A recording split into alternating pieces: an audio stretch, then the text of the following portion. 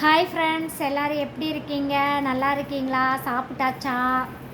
இன்றைக்கி என்ன வீடியோ பார்க்க போகிறீங்கன்னு பார்த்தீங்கன்னா, நிறைய பேர் வந்து கேட்டிருக்கீங்க, அக்கா பிஸ்னஸ் என்னாச்சு, உங்கள் பிஸ்னஸ் என்னாச்சு அப்படின்னு சொல்லிட்டு கேட்டிருந்தீங்க.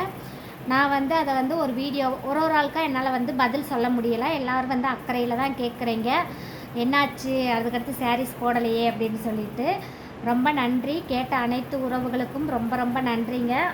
எல்லாம் அக்கறையில் தான் கேட்குறீங்க, அது வந்து எனக்கு தெரியுது. நீங்களும் நினச்சிருப்பீங்க ரம்யாவுக்கு நல்லபடியாக பிஸ்னஸ் ஆகணும்னு நினச்சிருப்பீங்க. ரொம்ப நன்றிங்க. அந்த அந்த இது நான் சொல்கிறதுக்காண்டி தான் இப்போ வந்து வீடியோஸ் போட்டிருக்கேன். அப்புறம் வந்து நிறைய பேர் சப்போர்ட்டே பண்ண மாட்டேறீங்க. வீடியோஸ் பாருங்கள், வியூஸே போக மாட்டேங்குது. ஏன் நான் வீடியோ போடுறது பிடிக்கலைன்னா கண்டிப்பாக கமெண்ட் பாக்ஸில் கமெண்ட் பண்ணி சொல்லுங்கங்க. ரொம்ப கவலையாக இருக்குது. ஏதோ என்னால் வீட்டில் இருந்துக்கிட்டு காலும் ரொம்ப முடிய மாட்டுது. இப்போ வர வர வீடியோஸ் போட முடியலை என்னாலையும். கொஞ்சம் என்னன்னு தெரில, கால் வந்து ரொம்ப இப்போ மக்கர் பண்ணுது. முதக்கி இப்போ கொஞ்சம் ரொம்ப மக்கர் பண்ணுதுங்க. எனக்கு தெரியும்ல, எனக்கு ஆப்ரேஷன் பண்ணியிருக்காங்க அப்படின்னு சொல்லிட்டு. அதனால் வந்து இப்போ கொஞ்சம் மக்கர் பண்ணுறனால என்னால் சரியாக வந்து வீடியோஸ் வந்து போட முடியலை. மாதிரி வந்து போட முடியல. கண்டிப்பாக சீக்கிரமாக சரியாயிடுச்சுன்னா நல்ல நல்ல வீடியோஸ் போடலாம். அது நல்லா நீங்கள் சப்போர்ட் பண்ணால் மட்டும்தான் போட முடியும். இல்லாட்டி யூடியூப்பை விட்டு போக வேண்டியதுதான். எப்படி சப்போர்ட் பண்ணுறீங்கன்னு பார்க்கலாம். ஏன் பிடிக்கலைனாலும் சொல்லுங்கள். ரொம்ப வருத்தமாக தான் இருக்குது. லைக்ஸும் வரமாட்டுது, கமெண்ட்டும் வரமாட்டுது, வியூஸும் வரமாட்டுது. ரொம்ப ரொம்ப வருத்தமாக தான் இருக்குது. பார்க்கலாம் எப்படின்னு சொல்லிட்டு. போட்டுக்கிட்டே இருக்கலாம், முடிஞ்சளவுக்கு போடலாம். எப்படி ரன் ஆகுதுன்னு கண்டிப்பாக பார்க்கலாம். சரிங்க, இப்போ வந்து நம்ம பிஸ்னஸ் வந்து எப்படி போகுதுன்னு சொல்லிட்டு நிறைய பேர் கேட்டிருந்தீங்க. பிஸ்னஸ் வந்து எப்படின்னா போடும்போது நல்லா பரபரப்பாக போட்டுட்டேங்க. கொஞ்சம் யோசனை பண்ணியிருக்கணும். நான் முட்டாள்தனம் பண்ணிட்டேன். நான் கொஞ்சம் முட்டாள்தனம், நிறையவே முட்டாள்தனம் பண்ணிட்டேன். நம்மளுக்கே கால் முடியலை, உடம்பும் கொஞ்சம் டேமேஜாக இருக்குது. ஆக்சிடெண்ட் ஆனதுலேருந்து உடம்பும் கொஞ்சம் வீட்டு வேலை செய்ய, குழந்தைகளை பார்க்க, தூங்க இப்படித்தான் என் லைஃப் ஓடிக்கிட்டு இருக்கு.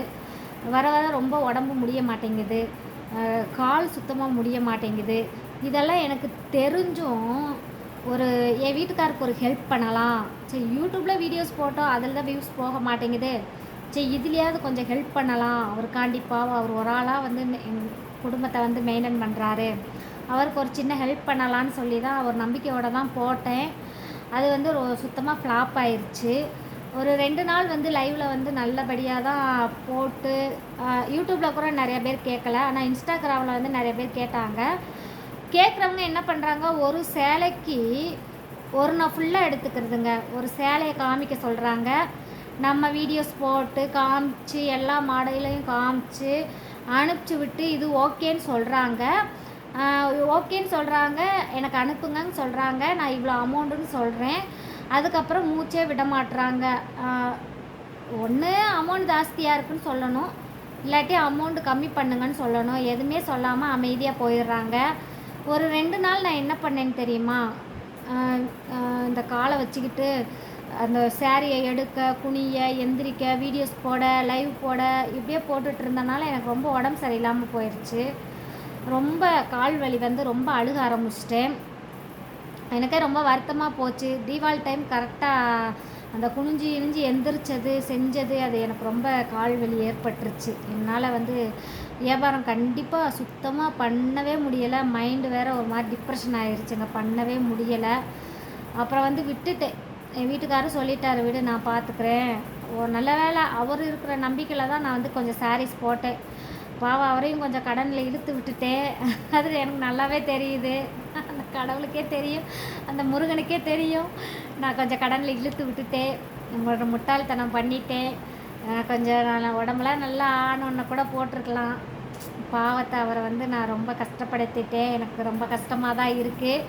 ஆனால் நான் போடும்போதே சொன்னேன், பாவா என்னால் முடிஞ்சால் தான் பண்ணுவேன், இல்லாட்டி நீங்கள் தான் பார்த்துக்கணும். ஏன்னா அவர் முதவே சாரீ பிஸ்னஸ் பண்ணனால நிறைய கஸ்டமர்ஸ் இருக்காங்க.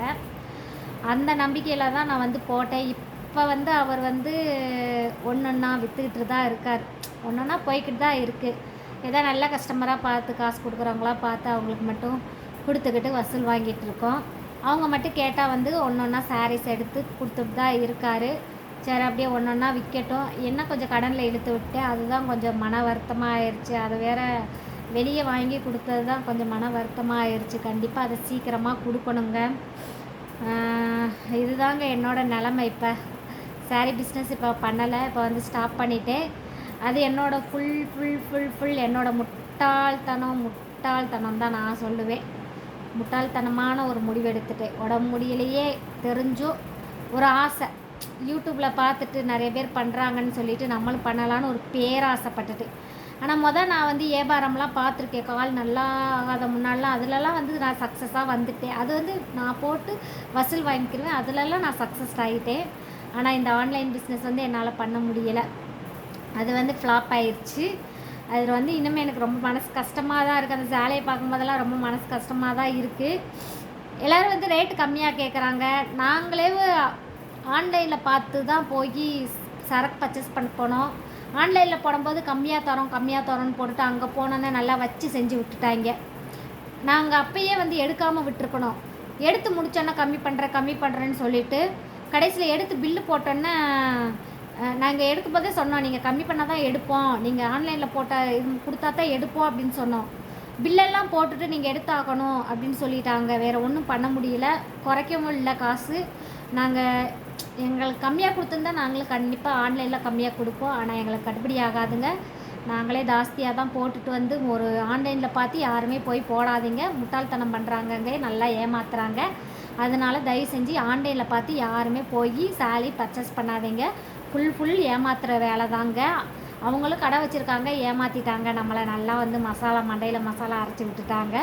நாங்களும் ஏமாந்து போட்டுட்டு வந்துட்டோங்க. இது தாங்க இப்போதைக்கு நிலமை. கண்டிப்பாக வீடியோஸ்க்கு சப்போர்ட் பண்ணுங்கள். கண்டிப்பாக பிடிக்கலனாலும் கமெண்ட் பண்ணுங்கள். ரம்யா வாய்ஸ் பிடிக்கலையா, வீடியோஸ் பிடிக்கலையா, நடிப்பு பிடிக்கலையா, எது பிடிக்கலைன்னு சொல்லிட்டு கண்டிப்பாக கமெண்ட் பண்ணுங்கள். இப்போதைக்கு இந்த பிஸ்னஸ் இப்படி தாங்க ஃப்ளாப் ஆயிடுச்சு. சப்போர்ட் பண்ணுங்கள் ஃப்ரெண்ட்ஸ். இந்த வீடியோ பிடிச்சிருந்துச்சுன்னா லைக் பண்ணுங்கள், ஷேர் பண்ணுங்கள், மறக்காம பக்கத்தில் இருக்க பெல் ஐக்கனை கிளிக் பண்ணுங்கள். Bye friends, Tata.